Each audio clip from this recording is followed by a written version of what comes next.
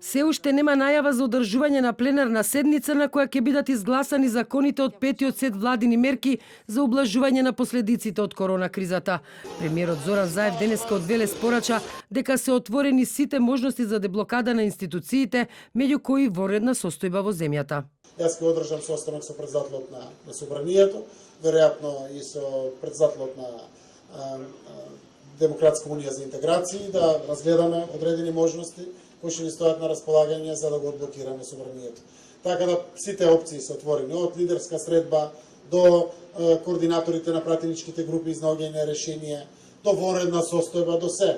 Лидерот на ВМРО ДПМН Христијан Мицковски побара од председателот на собранието Талат Џафери за утре пред да содржи седницата за пратенички прашања да закаже собраниска седница на чиј дневен ред ќе се најдат 4 антикризни закони за кои велат дека иако поддршката од владата е мала и недоволна, таа ќе биде поддржана од пратениците на ВМРО ДПМН.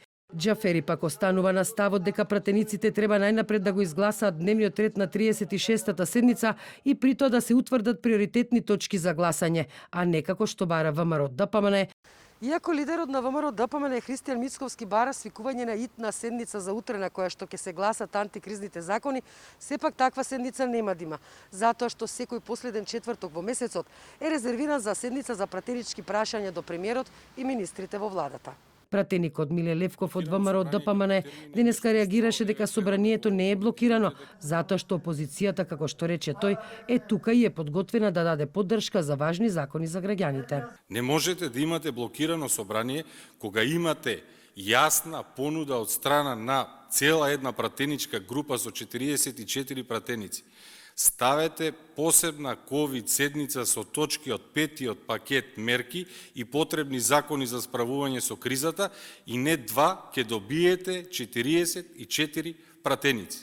Невладината Finance Think денеска објави дека блокадата на работата на собранието е ризик кој носи сериозни последици врз економијата. Во таа смисла, за доцнетата реализација или нереализација на економските мерки за справување со последиците од корона кризата носи висок ризик од дополнително забавување на економската активност, што ќе се рефлектира врз остварување раст значајно понизок од проектираниот. А Институтот за демократија упати апел до партиите да имаат одговорен државнички однос. Од таму сметаат дека е потребно деловничко ограничување кое ќе направи рамнотежа меѓу можноста да се користат алатки за спречување на законодавството и функционалноста на законодавниот процес.